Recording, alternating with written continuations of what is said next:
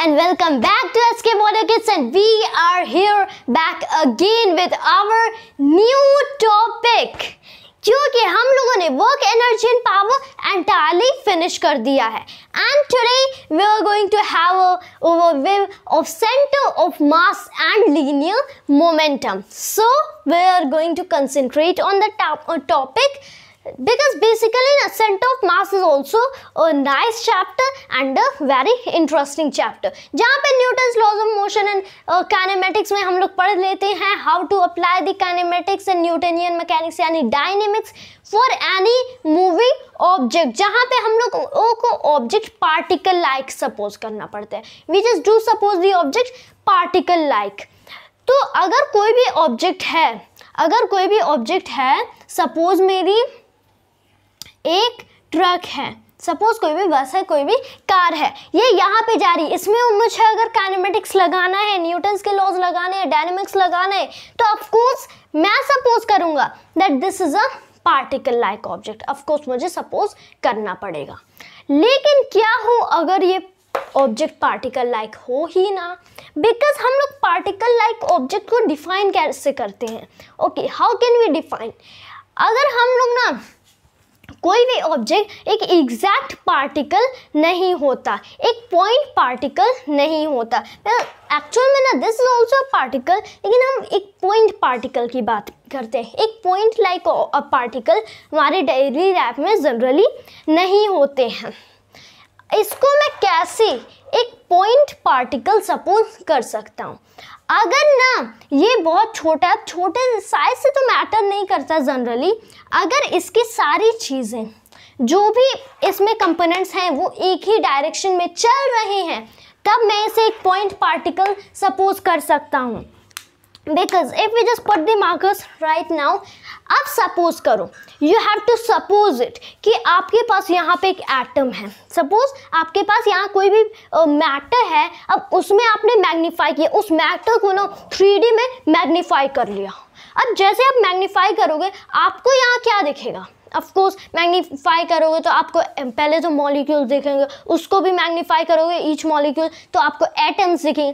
अब एटम्स को मैग्नीफाई कर लो, तब you will be seeing the nucleus around which the electron goes. अब ना न्यूक्लियस में there will be neutrons and protons. तो इलेक्ट्रॉन जो होगा ऑफ कोर्स उसमें काइनेमेटिक्स तो लगेगा ही लगेगा, ऑफ कोर्स ये लगेगा, डायनेमिक्स भी लगेगा. बट जो इलेक्ट्रॉन होगा, इलेक्ट्रॉन के सारे कंपोनेंट्स एक ही डायरेक्शन में ट्रैवल करते हैं ना. इलेक्ट्रॉन एक्चुअल में इतना छोटा होता है ना कि एज अ होल उसको आप कह सकते हैं कि सारे कंपोनेंट्स एक ही डायरेक्शन में. कोई कंपोनेंट एक्चुअल में एक इलेक्ट्रॉन इज एन इनविजिबल, मतलब एज अ होल आप कह सकते हो, बिकॉज सारे पार्टिकल्स जनरली एक ही डायरेक्शन में. इसमें जो क्वार्क्स होंगे सारे पार्टिकल्स उस पूरा क्वार्क ही सारे पार्टिकल्स में ओके पूरा क्वार्क मतलब एक ही डायरेक्शन में चलता है उसका एंटायरली. वैसे अगर इसके सारे कंपोनेंट्स एक ही डायरेक्शन में चल रहे हैं इन द सेम डायरेक्शन, मतलब कि this is a point particle. Okay, अब लेकिन अगर ऐसा है कि ये आगे जा रहा है और इसके पहिए पीछे जा रहे हैं, ऐसा हो जाए तब क्या होगा? This is not a point particle, तब पॉइंट पार्टिकल हुआ ही नहीं. लेकिन अगर ये पॉइंट पार्टिकल नहीं है, तब हम इसमें काइनेमेटिक्स एंड डायनेमिक्स कैसे लगाएंगे? भाई दैट्स अ क्वेश्चन. तो that was just an introduction. ये तो सेंटर ऑफ मास का इंट्रोडक्शन था. This was how to give words to questions, कैसे नए क्वेश्चंस बनाए. दैट अगर हमारी ये car particle like object point particle है ही नहीं, तब मैं इसमें हमारे फिजिक्स कैसे लगाऊंगा? Because there is nothing in the universe जहाँ पे फिजिक्स ना वैलिड हो. अब मैं क्या करूँगा? तो of course for such kind of cases जहाँ पे the object is not point particle, okay, just like for an example, अब डेली लाइफ में आ जाओ. डेली लाइफ में यहाँ से मैं क्या करूँगा? मेरे पास ये मार्कर है, let us take something lighter.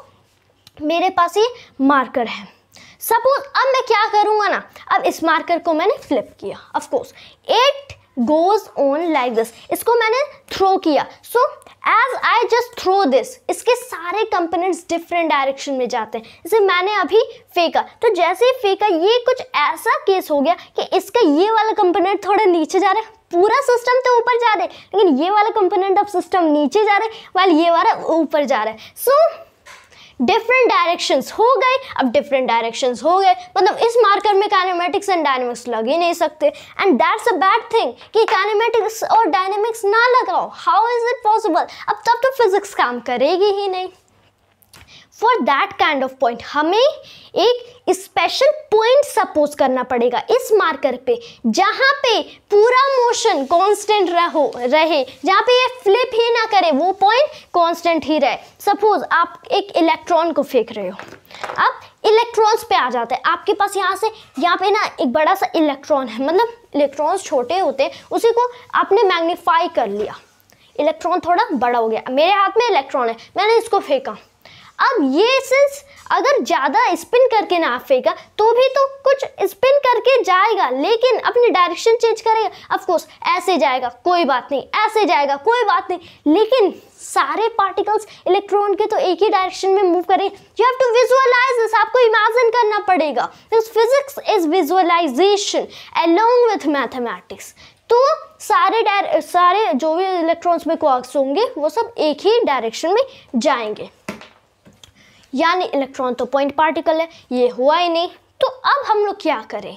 तो इलेक्ट्रॉन के जैसे पूरा इलेक्ट्रॉन एक ही डायरेक्शन में जाता है, हमें सपोज करना पड़ेगा एक स्पेशल पॉइंट इस मार्कर पे जो हमेशा सेम डायरेक्शन में जाता है और जिसके अलोंग बाकी सारे points of the marker go. अब इसी पॉइंट को हम लोग बोल देते हैं as the centre of mass. ये जनरली सेंटर पे पाया जाता है। अब मतलब ना जनरली ऐसा श्योर नहीं है कि सेंटर पे ही हो। अब ऐसा श्योर नहीं है कि अगर इस मार्कर का मुझे सेंटर ऑफ मास लोकेट करना है तो सेंटर पे ही हो। मतलब अगर आपको ना centre of mass with daily life locate करना है, आप ये मार्कर लो। अब इसको ना you can try to balance it. अब जहाँ पे एग्जैक्टली बैलेंस हो जाएगा on a thin kind of thing, जिस पॉइंट पे वही पॉइंट सेंटर ऑफ मास रहेगा। because it is an interesting point, यहाँ पे centre of mass interesting point आ जाता है। we are just going to learn this। तो इसी पॉइंट को हम लोग सेंटर ऑफ मास बोलते हैं। तो अब ना ये तो हो गई डेली लाइफ से, हम लोगों ने एग्जाम्पल लिया था। सेंटर ऑफ मास एग्जैक्टली क्या होता है? तो to write a nice definition of the centre of mass, चलो हम लोग कहेंगे कि for a system of particles, एक पार्टिकल नहीं, अब एक पार्टिकल तो एक ही डायरेक्शन में ट्रैवल कर सकता है, लेकिन ये particle is formed by a system of particle, पूरा सिस्टम है पार्टिकल का। For a system of particle, okay, for an object you can write for an object there is a special point, there is a special point where, पहली बात तो first of all the mass of the object is concentrated,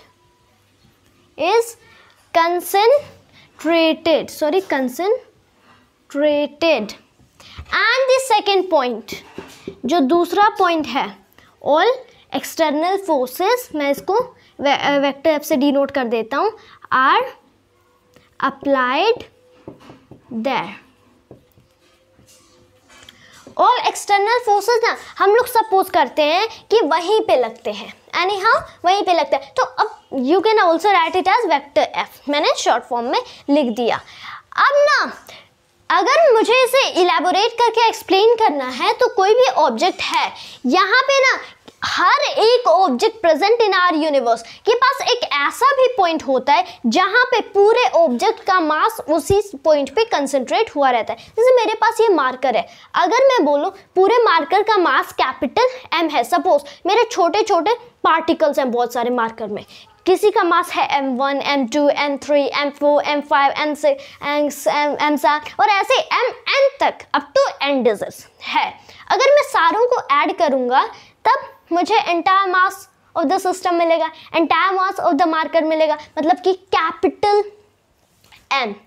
तो एक ऐसा भी special point होगा marker पे जहां पे उसी पॉइंट पे the mass over that point will be capital M, मतलब पूरा मास ना उसी पॉइंट पे कंसंट्रेट हुआ रहता है।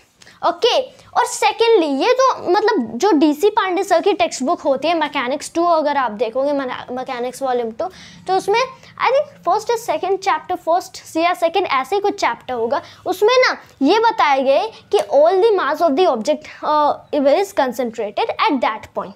लेकिन जो रेसनिक हैलिडे है उसमें एक और चीज़ ऐड कर दी गई है। Okay in Resnick Halliday textbook एक और चीज़ ऐड कर दी गई है कि all external forces including internal are applied that. तो जितने भी फोर्सेस होते हैं हमारे उसी पॉइंट पे हम लोग एज्यूम करते हैं कि लगते हैं। अब इस पॉइंट को कुछ नाम तो देना पड़ता है क्योंकि पूरा मास वहीं पे कंसंट्रेटेड होता है, मतलब generally for any kind of particle generally centre पे ही होगा ना। Hence the point is called the centre of mass of the object, और इसी पॉइंट को ऑफ द ऑब्जेक्ट हम लोग सेंटर ऑफ मास भी कहते हैं। सो this is a nice definition for the centre of mass. चलो थोड़ी लंबी चौड़ी बट एन एक्यूरेट डेफिनेशन। चलो तो इतना तो हो गया, we have known the centre of mass. लेकिन क्या होगा, अब देखने में ये थोड़ा आसान दिखेगा लेकिन एक्चुअल में है नहीं, this is not that easy. क्या होगा अगर मैं कहूँ आपसे, यहाँ पे ना ये मैंने मार्कर अगेन थ्रो किया, उप्स ये मार्कर मेरे पास है, सपोज इसको मैंने ऐसे थ्रो किया, अब इसका कुछ ऐसे मोशन हो रहा था। ऑफ कोर्स जैसे मैंने थ्रो किया इसका कुछ फ्लिप होके मोशन हो रहा था, तो जैसे फ्लिप हो रहा है कुछ पार्टिकल्स इधर जा रहे हैं, कुछ पार्टिकल्स इधर आ रहे हैं। ओके वो तो ठीक बात, लेकिन एक ऐसा पॉइंट है ऑन द मार्कर कि वो कांस्टेंट मोशन कर रहा है। सपोज सेंटर ऑफ मास इसका यहाँ सेंटर पे है, तो ये सेंटर ऑफ मास है ना, ये हमेशा एक डायरेक्शन वाला मोशन ही करेगा। सेंटर ऑफ मास के पार्टिकल्स हमेशा सेम डायरेक्शन में मूव करते हैं। तो अगर हमें किस ऐसी चीज़ पे लगाना है फिजिक्स जो कि पॉइंट लाइक ऑब्जेक्ट ना हो, तब हम लोग उसकी सेंटर ऑफ मास लोकेट करते हैं और वहाँ पे फिजिक्स लगाते हैं, so we can know the all the motion and dynamics of the entire body. चलो जैसे यहाँ पे हम लोगों ने थ्रो किया, यहाँ पे सारे पार्टिकल्स डिफरेंट डायरेक्शन में मूव किए, लेकिन सेंटर ऑफ मास हमेशा सेम डायरेक्शन में मूव करता है। So that is what we have known. अब हम लोग लोकेट करेंगे कि सेंटर ऑफ मास जैसे होता कहाँ है, यहाँ होगा कि यहाँ होगा कि यहाँ होगा, यहाँ मतलब होता कहाँ है। So we are going to locate that, and for that first of all let me rub all of this stuff. So back to point to discuss how the center of mass can मतलब अभी changing in position we are not going to discuss, but how we can just locate the position of center of mass of any object. So starting with some common kind of things, since any kind of object has many, means nearly infinite, अब infinite नहीं कह सकते, nearly you can say, but still infinite पे भी नहीं जाना चाहिए। So a large number of particles, भाई उसके लिए क्या करें, तो before we go to the large number of particles we need to discuss that how we can locate the center of mass of a body with two particles, बस two, since इन सारी चीज़ों में इवन सन में भी I don't think two particles होंगे, but here is not for a system of particles. हम लोग system of particle के लिए नहीं डिस्कस करने वाले, दिस इज पोजिशन। हम लोग के heading can be position of centre of मास को ना जनरली बुक्स में एंड स्पेशली टेक्स्ट बुक्स में COM शॉर्टकट में कहा जाता है, of centre of mass in a system of two particles. So you can write in a system of two particles. चलो starting with what? Starting with two particles. मैंने क्या suppose किया, I draw X and Y axes. जो Resnick Halliday की है ना, वहाँ पे ऐसे समझाया गया है, because that's the most which I read, कि यहाँ पे अगर मैं x लिखता हूँ एंड यहाँ पे y लिखता हूँ, this is the x axis, यहाँ पे y एक्सिस, z की ज़रूरत नहीं है। यहाँ पे अगर मैं ओरिजिन ड्रॉ करने वाला हूँ ना, हियर इज द ओरिजिन, और उसके बाद मैं क्या करता हूँ, ओरिजिन पे मैंने एक particle, point particle m1 place कर दिया। अब जस्ट ना एट अ डिस्टेंस d एक दूसरा पार्टिकल m2 प्लेस कर दिया। चलो, अगर मेरा centre of mass m1 and m2 are not equal, ध्यान में रखना m1 and m2 are not equal, equal होते तो सेंटर ऑफ मास बीच में होता, लेकिन here is a distance d। Suppose करो कि यहाँ पे कोई मेरा एट दिस पोजीशन मेरा सेंटर ऑफ मास है, एट दिस पोजीशन मेरा सेंटर ऑफ मास है, मुझे चाहिए the position of centre of mass, okay, according to the origin, मतलब ओरिजिन से कितना दूर है सेंटर ऑफ मास, ओरिजिन पे ही तो है मास m1। जो DC पांडे सर की टेक्स्ट बुक होती है ना, वहाँ पे एक बहुत ही अच्छी बात बताई गई है कि जो मेरा R1 अपन R2 होता है, दैट इज m2 में अपन m1, ओके, R1 अपन R2 इक्वल्स m2 अपन m1। मतलब ना इसको यहाँ से ड्राइव किया गया कि पहले आप इसे हटा दो कि R1 is inversely proportional to m1, यानी R is inversely proportional to m। समझ लेना कि distance, okay, distance is inversely proportional to the mass, मतलब अगर आप मास बढ़ाओगे तो distance from that mass will get less, मतलब अगर ना आप m1 बढ़ा दोगे तो जो भी सेंटर ऑफ मास रहेगा वो m1 के और पास शिफ्ट हो जाएगा, मतलब डिस्टेंस फ्रॉम m1 कम हो जाएगा, okay, so that's the logic, okay, we can just get that. अगर आप m2 बढ़ाओगे ना तो जो डिस्टेंस रहेगा between m2 and COM that will be getting less, मतलब R is inversely proportional to m, मतलब R1 is inversely proportional to m1 while R2 is inversely proportional to m2। इसका मतलब कि R1 अपन R2 क्या होगा, of course मुझे पता है कि R1 upon R2 will be, अगर मैं R1 को इन्वर्सली प्रोपोर्शनल टू m1 लिखता हूँ, मतलब कि R1 इक्वल्स समथिंग k अपन m1, k मैंने प्रोपोर्शनलिटी कांस्टेंट ले लिया, ये रहा k अपन m1, अपन में R2 मेरा इन्वर्सली प्रोपोर्शनल टू m2, मतलब कि R2 इज प्रोपोर्शनलिटी कांस्टेंट अपन में m2, क्योंकि ये 1 अपन m2 से मल्टीप्लाई होगा, so that will B k upon m2। ये रहा k upon m2, this is a constant, इसकी वैल्यू फिक्स रहेगी, यानी ये वाला k एंड ये वाला k सेम है, दे किल ईच अदर, m2 अपन m1 मिला, मतलब कि R1 अपन R2 इक्वल्स m2 अपन m1। अगर ना सिर्फ अगर हम लोग DC पांडे सर के अकॉर्डिंग जाएं तो ये केस अगर नहीं भी है, सपोज करिए कि मेरे पास दो मासेस हैं m1 एंड m2 हो गए, अब m1 से सेंटर ऑफ मास का डिस्टेंस r1 है, m2 से सेंटर ऑफ मास का डिस्टेंस r2 है, तो r1 अपन r2 m2 अपन m1 के इक्वल होगा। यहाँ से आप पोजीशन ऑफ सेंटर ऑफ मास निकाल सकते हो, क्योंकि अगर आपको distance of centre of mass from m1 निकालना है तो आप r1 निकालोगे, distance of centre of mass from m2 निकालना है तो आप r2 निकालोगे।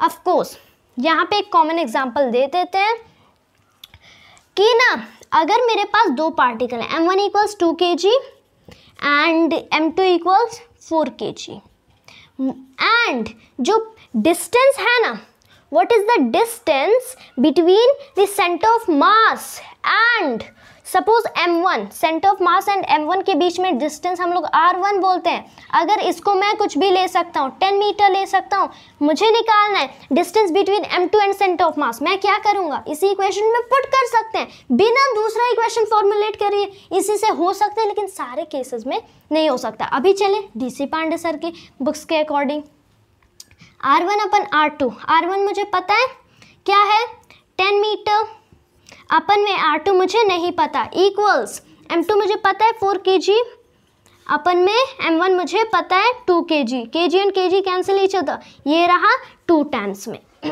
यहाँ पड़ा 5 चलो तो 5 मीटर अपन R2 किसके equal, okay this is what, because actual में ना यहाँ 2 टाइम में कैंसिल हुआ था और यहाँ, लेकिन यहाँ भी तो 10 था तो मैंने 10 को 2 से कैंसिल कर दिया 5 टाइम्स में। 5 मीटर अपन R2 इक्वल्स, यहाँ पे क्या बचा 1, इसका मतलब R2 equals 5 metre giving the cross multiplication. यानी the distance from what, distance from what, distance from M2 of the center of mass of the system of particles will be 5 meter। मतलब total distance between M1 and M2 क्या होगा, 5 meter plus 10 meter, that will be 15 meter। चलो, लेकिन इससे सारे problems solve नहीं हो सकते हैं बिकॉज ये हाँ लेकिन हेल्पफुल है थोड़ी बहुत हमें। अब अगर हम लोग ना बैक टू दिस एग्जाम्पल आ जाएं, यहाँ हो गई थी R1 R2 की बात, मैंने यहाँ पे ना सेंटर ऑफ मास को R1 R2 छोड़ो, आप ना M1 को डायरेक्ट ओरिजिन पे लाके खड़ा कर दो, तब क्या कंडीशन होगी, तब what will be I saying, of course यहाँ पे distance between them is D, मतलब डिस्टेंस बिटवीन देम अगर D है तो M2 का भी फ्रॉम ओरिजिन क्या डिस्टेंस होगा, D होगा। इस केस में जो मैं position of centre of mass लिखता हूँ, अब ना I think DC Pandey sir के टेक्स्ट बुक में RCOM दी है, यहाँ पे मैं सपोज अभी को according to Resnik Halliday XCOM दी है, तो XCOM विल बी व्हाट, इस अगर ये ऑलरेडी ओरिजिन पे है तो सेकेंड मास जो है ना, सिंस फर्स्ट मास ओरिजिन पे है तो सेकेंड मास को ले लो, अपन में करो सम ऑफ मासेस, अब इस पूरे को मल्टीप्लाई कर दो बाय D। चलो दिस इज M2D अपन में M1 प्लस M2। अब M1 प्लस M2 आप क्या लिखोगे, 2 पार्टिकल हैं, ऑफ कोर्स हैं, 2 पार्टिकल सच में हैं। अगर 2 पार्टिकल हैं तो दोनों पार्टिकल्स के मास क्या हमें रिजल्ट करेगा, मास of the entire body, mass of the entire system, position of the centre of मास, कहाँ से, ओरिजिन से, मतलब कि M1 से, फ्रॉम M1 क्या होगा M2D अपन में कैपिटल M, यहाँ पे मैं एजम्पशन लेता हूँ capital M equals M1 plus में M2। यहाँ पे जो मेरा XCOM है ना, एक्चुअल में this is the distance between centre of mass from M1, इस टाइम पे तो from M1, so we can have the equation. लेकिन यहाँ पे हम लोगों ने ना फर्स्ट पार्टिकल को एट द ओरिजिन प्लेस किया था, कभी कभी पार्टिकल्स ओरिजिन पे नहीं होते, so for that also we are just going to have a look. Then first of all for that let me erase all this kind. तो moving to the next point for a next example. चलो इस बार मैंने क्या लिया, I draw the axis again, यहाँ पे मैंने प्लेस कर दिया X axis while here is my Y axis. चलो यहाँ पे ना सपोज कि मेरा ओरिजिन है, I have the origin, since shifting the axis can not change the relative position of the centre of mass. चलो अब ना यहाँ पे मेरा ओरिजिन है, इस बार मैंने M1 मास को यहाँ पे प्लेस कर दिया एंड सपोज ना कि M2 मास को यहाँ पे प्लेस कर दिया।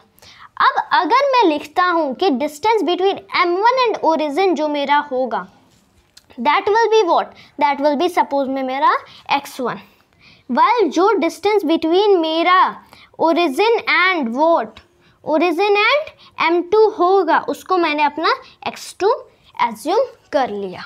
चलो M1 यहाँ पे M2 यहाँ पे, तो दोनों के बीच में लाई करेगा ना, but sometime it is not sure कि उसी पार्टिकल पे उसी ऑब्जेक्ट पे सेंटर ऑफ मास लाई करे। चलो सपोज मैंने यहाँ पे कुछ सपोज किया कि सेंटर ऑफ मास यहाँ पे है, दिस इज व्हाट, तो अगर मैं सेंटर ऑफ मास की पोजीशन देखूँ तो द डिस्टेंस फ्रॉम ओरिजिन मैं जनरली XCOM लिखता हूँ, position of centre of mass in this kind of thing. चलो हियर्स माय XCOM, लेकिन अगर मुझे अपनी ना XCOM मतलब position of centre of mass according to the origin चाहिए, so according to that generally मैं लिखता हूँ कि XCOM is what, is the first particle, first mass means M1 multiplied by the distance of it separation from the origin, मतलब क्या है x1 है, M1 की separation from origin is x1, इसमें आप ऐड कर दीजिए M2 यानी second particle for a system of 2 particles. अब इसमें मल्टीप्लाई कर दीजिए what, the separation from the origin, यानी x2 डिवाइडेड बाय में कितने पार्टिकल्स हैं, 2 हैं, तो दोनों के मास ऐड करना है, यानी m1 प्लस में m2. This will be the position of centre of mass. लेकिन m1 प्लस m2 दो ही पार्टिकल हैं, सो दोनों पार्टिकल के मास आर एडेड लाइक स्केलर्स, तो दोनों पार्टिकल के mass will be the resulting mass of the body of the system, जिसको मैं अगर कैपिटल M लिखूं, implies that the XCOM equals m1x1 plus m2x2 अपन में m1 प्लस में m2. ओके, अब यहाँ पे अगर आप चाहो तो m1 प्लस में m2 इस बार कैपिटल M लिख सकते हो, where we have assumed capital M is m1 plus में m2. चलो, so this is our given equation, जिसकी मदद से रियली में हम position of centre of mass जान सकते हैं with respect to the origin of the entire axis. यहाँ पे z की ज़रूरत नहीं, लेकिन प्लेस करना हो तो प्लेस कर देना ये ऑल्सो z एक्सिस. चूँकि y से भी हमें काम नहीं था, because it can be drawn on the board, y तो बन सकता है, सो वी हैव ड्रॉन, लेकिन यहाँ पे हम लोग x एक्सिस के टुवर्ड्स इनकी पोजीशन देख रहे थे. चलो, लेकिन ऐसा भी हो सकता है कि ये m1 यहाँ हो जाए, m2 सपोज यहाँ हो जाए, so that can be some other kind of some extreme kinds of cases. चलो, we have this kind of thing. लेकिन अगर मैं ना if I really want to get for a system of particle, because this was the center of mass for 2 particle body, मतलब यहाँ पे सिर्फ 2 particle थे. अब सिस्टम ऑफ पार्टिकल का भी आ जाता है, of course that can be also a system of particle. तो उसके लिए भी that is too easy, but for that first of all let me erase this kind of all. तो basically moving to a system of n particles, जहाँ पे हमें पता नहीं कि कितने पार्टिकल्स होंगे एक्चुअल में, देयर आर मैनी पार्टिकल्स.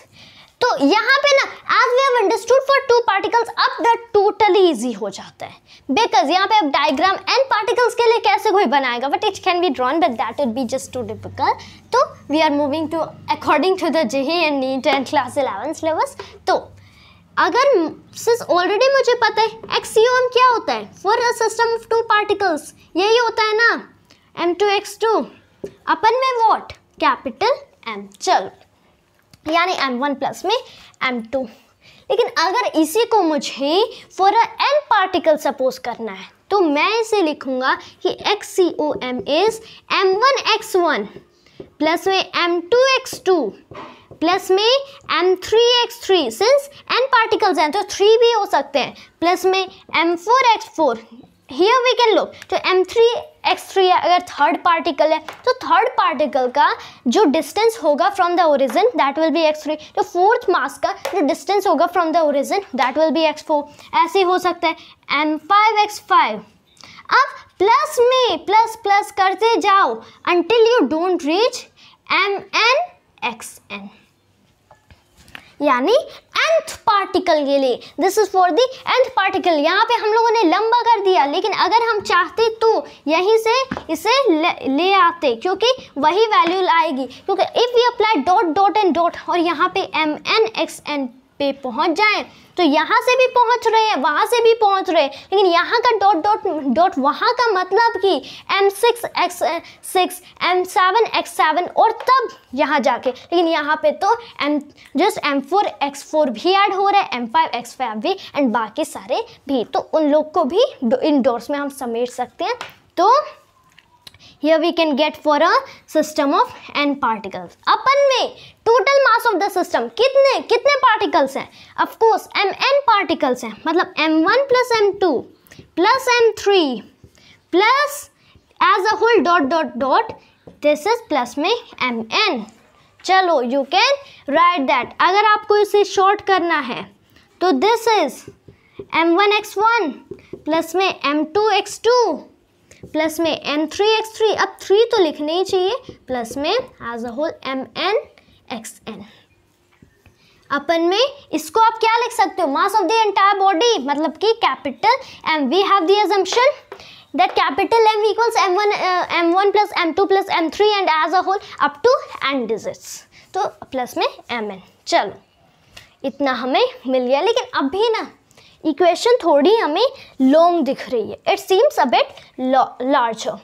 क्या हम मैथ्स को लगा के इसको छोटा कर सकते हैं? If you try to develop the mathematics in this, अगर मैं इसमें मैथमेटिक्स लगाऊं तो एक सिग्मा का कंसेप्ट फॉलो करता है। ऑफ कोर्स सिग्मा का कंसेप्ट फॉलो करता है। जहां कहीं भी बहुत लंबा चौड़ा इक्वेशन हो जाए, स्पेशली एडिशन के केस में, तब वहां पे आप बस एक काम करो, सिग्मा लगा दो, ऑटोमेटिकली इक्वेशन छोटी बन जाती है। आप क्या लोगे? m को तो कुछ किसी में ऐड करना ही नहीं, कर देते, लेकिन यहाँ पे तो m को हम लोगों ने एज्यूम कर लिया, तो बाहर निकालो। लेकिन बाहर सिग्मा के निकालेंगे, सिंस सिग्मा मतलब समिंग ओवर द एंटायर, बाहर निकालेंगे तो न्यूमरेटर थोड़ी ना आएगा, वहां पे भी तो डिनोमिनेटर आएगा। लेकिन अब कैसे लिखें? तो इसको आप लिख लोगे 1/m, ऊपर कुछ ना हो तो 1 सपोज करो, नीचे भी कुछ ना हो तो 1 सपोज करो। चलो अब इसको मुझे पूरे को ऐड करना है, तो मैं लगाऊंगा sigma. And please just study about this kind of thing sigma 1 time, क्योंकि सिग्मा का कंसेप्ट क्लियर नहीं है, 9th में भी आई थिंक पढ़ाया जाता है, तो मतलब you can't do this.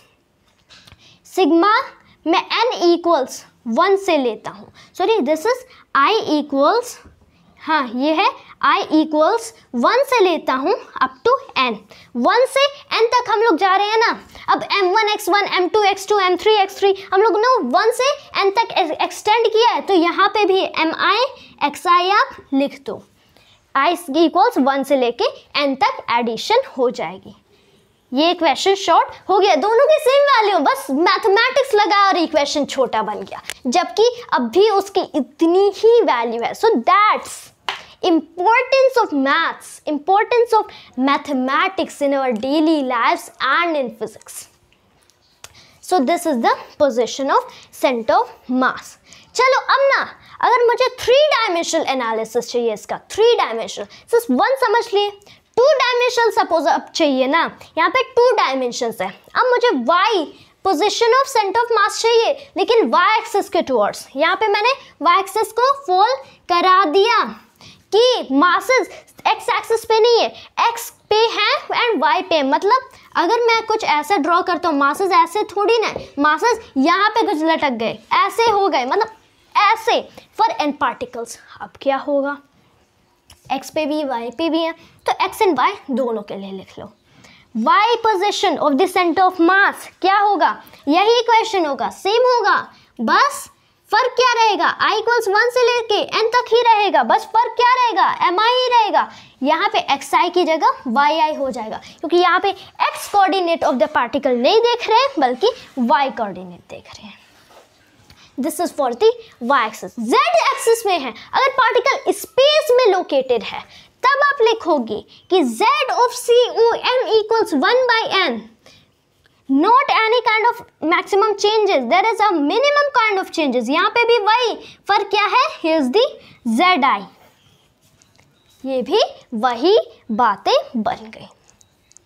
It's just too simple, इतना तो हम लोगों ने पढ़ लिया and we have got it, हम लोगों को एक्चुअल में मिल गया, but still there are much of the things still left in center of mass। लेकिन हाँ, ये पॉइंट तो कंप्लीट ज़रूर ही करना है, and for that first of all let me rub this kind of thing and we'll start again।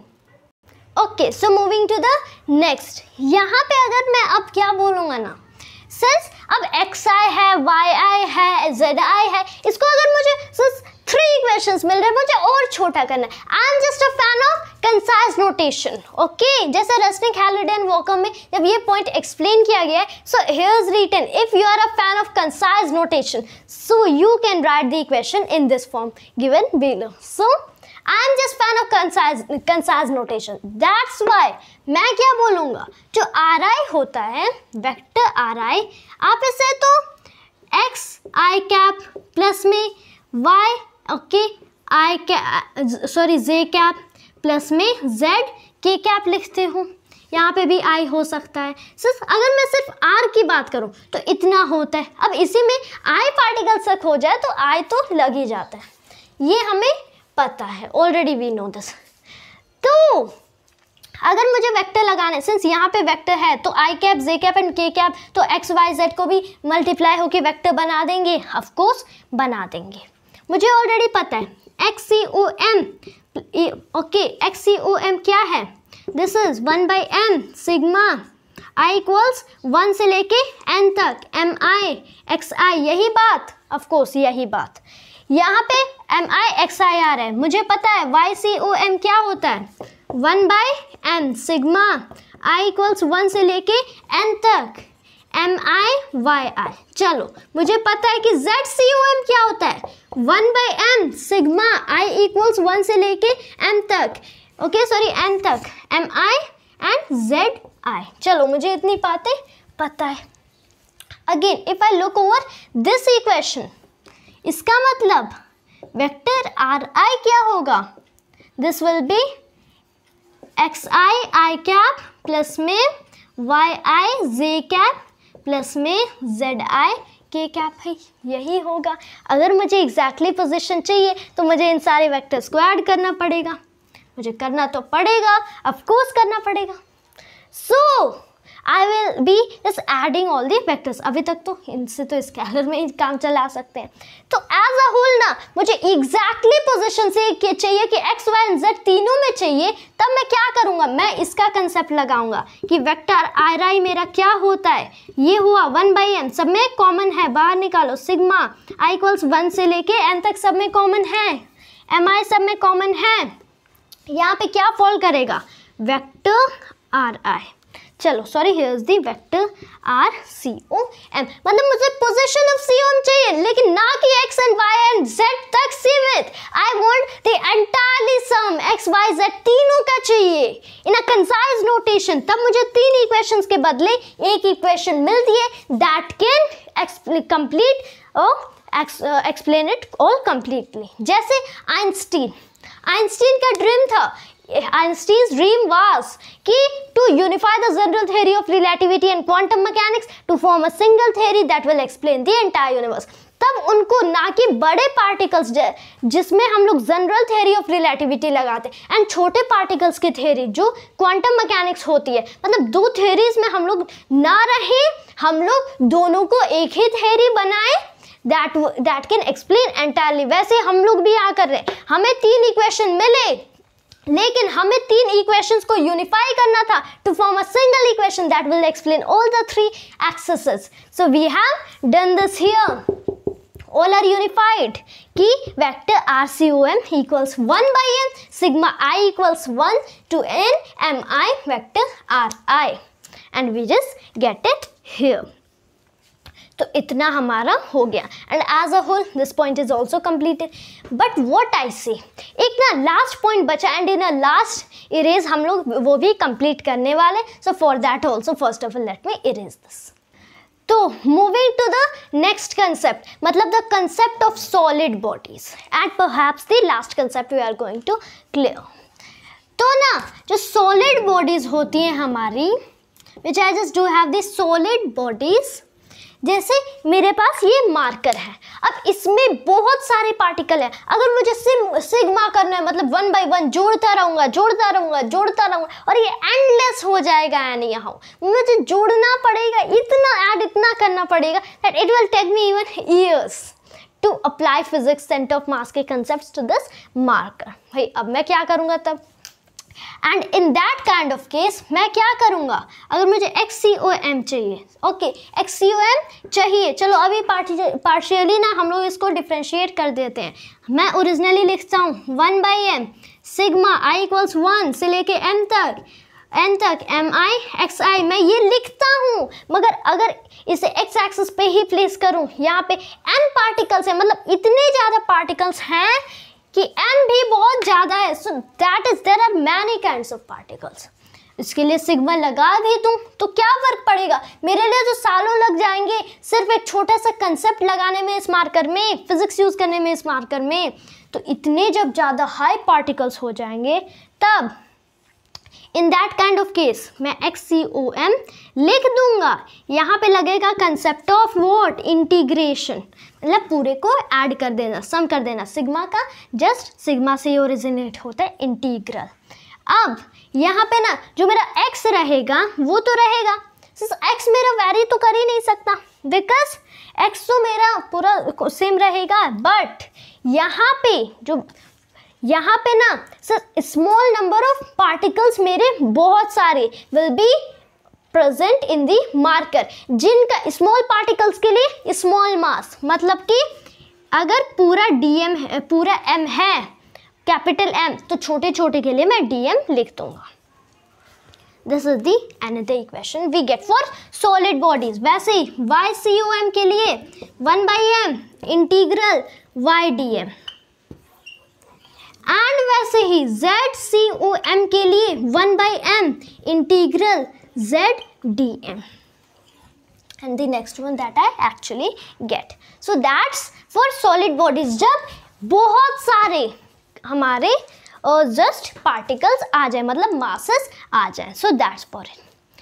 लेकिन इसमें ना और भी कुछ हम लोग कर सकते हैं अगर ना, बिकॉज जनरली मैं एक और इक्वेशन लिखना चाहूँगा in comparison to the volume of the body, because generally अगर मैं इस मार्कर को लेता हूँ, so I can pick up this marker, मुझे फिजिक्स अप्लाई करनी, but what equation I am just going to write the next will be valid for such bodies जिनकी uniform density होगी, मतलब mass per unit volume at every point in the marker same होगा। अगर मास और volume, अगर इस particle को ले रहा हूँ यहाँ पे, तो उसका मास डिवाइडेड बाय में जितना वॉल्यूम वो ले रहा है, वो यहाँ तक, यहाँ के पार्टिकल के उसका रेशियो इक्वल होगा। So that is the point, मतलब हर पॉइंट पे it will be constant. Density तो आपने पढ़ा ही होगा, which is denoted by rho. अगर नहीं पढ़ा है तो you can study in measurements. Rho से अगर मैं डेंसिटी को डिनोट कर रहा हूँ, एक्चुअल में इसको मैं लिखूंगा पूरे मार्कर के लिए कैपिटल एम अपन में कैपिटल वी, मतलब मास ऑफ द मार्कर अपन में वॉल्यूम ऑफ द मार्कर, लेकिन डेंसिटी सेम रहेगी ऑन इवन एनी पार्टिकल, किसी पार्टिकल पे भी सेम डेंसिटी रहेगी। अब ये नहीं मैटर करता कि बहुत हाई है कि लो है, मतलब साइज में, बट स्टिल ये इक्वल रहेगा अगर पूरा ये यूनिफॉर्मली डेंस है। तो अगर मैं पूरे मार्कर के लिए लिखता हूँ और एक छोटे से पार्टिकल, अगर वो छोटा सा पार्टिकल डीएम मास ले रहा है इन अ वॉल्यूम ऑफ डीवी, तब डीएम अपन डीवी सेम रहेगा, डीएम अपन डीवी का रेशियो भी कैपिटल एम अपन में कैपिटल वी का इक्वल ही रहेगा, मतलब उस छोटे पार्टिकल और पूरे एंटायर मार्कर का जो भी मेरा डेंसिटी रहेगा इक्वल रहेगा। ओके, लेकिन चूंकि यहाँ पे यूनिफॉर्मली डेंस नहीं दिख रहा, तो we can apply to uniformly dense objects. अब रो को हटाओ, हमें चाहिए इसमें कुछ गड़बड़ करना। यहाँ पे इसको इधर भेजो, इसको इधर भेजो, क्रॉस मल्टीप्लिकेशन ट्राई तो होता ही है। एम डी वी क्या हुआ? अब एक्चुअल में मैं बोलता हूँ ना, सपोज इसको इधर भेजने की ज़रूरत नहीं, बस इसको इधर भेज दो। एम किसके इक्वल? वी डी एम अपन में डी वी। ओके, यहाँ पे अगर मैंने रेसिप्रोकल किया, तो दोनों साइड करना चाहिए ना, एक साइड क्यों करेंगे? ऑफ कोर्स, तो दोनों साइड अगर मैं कर रहा हूँ तो जो भी इक्वेशन मुझे मिलेगी राइट मिलेगी। Is a small one. चलो, डीएम को क्या आप इधर ला सकते हो? ऑफ कोर्स ला सकते हो। अगेन डीएम को इधर ला दो, डीएम अपन कैपिटल एम इक्वल्स डीवी अपन में कैपिटल वी। ये इक्वेशन मिला। चलो, ये इक्वेशन मिल गया। यहाँ पे है 1/m, यहाँ पे है dm, so as a whole इसको भी अगर बाहर निकालते तो dm अपन m होता। यहाँ भी है dm अपन m, मतलब इसको इस 1/m और dm की जगह क्या मैं 1/v, सिंस ये v नीचे है लेकिन dv तो इंटीग्रल के अंदर ही जाएगा, कैपिटल v कांस्टेंट है, तो कैपिटल v बाहर निकला तो 1/v, यहाँ पे dm की जगह क्या पड़ा? dv बन गया। सो फॉर दैट, सिंस अगर मैं इसको रब करने की ना कोशिश करूं, if I try to just rub all of this kind of thing, तो यहाँ पे मुझे सेंटर ऑफ मास के लिए, position of centre of mass के लिए एक दूसरा फॉर्मूला भी मिल रहा है। 1/m की जगह you can right 1 capital v, integral पड़ा x, dm की जगह dv। Next YCOM is 1/m integral, sorry this is 1/, यहाँ पे क्या हुआ? v, capital v। अब ये बन गया इंटीग्रल y dv। और वैसे ही in the same manner ZCOM will be 1/m की जगह 1/v इंटीग्रल z dm की जगह dv, and we just get our equations now. But this is valid for uniform bodies, solid bodies, मतलब any how uniform objects के लिए जहाँ पे object uniformly dense है, लेकिन फिर भी जनरली तो हम लोग यूनिफॉर्मली डेंस कंसीडर कर सकते हैं, so it can be valid to all our kinds of objects. चलो, so this is something I liked to tell you all about today, position of center of mass in a system of n particles.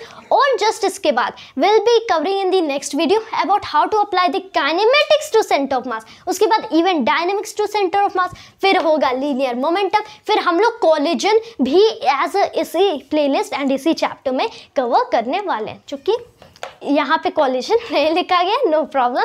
Even बहुत सारे text book में जैसे Resnick Halliday में भी वहीं से ये टाइटल है, लेकिन उसमें भी कॉलिजन एक्सप्लेन किया गया इन द सेम चैप्टर. तो that was just all for today and thank you for watching this video. जय हिंद, जय भारत.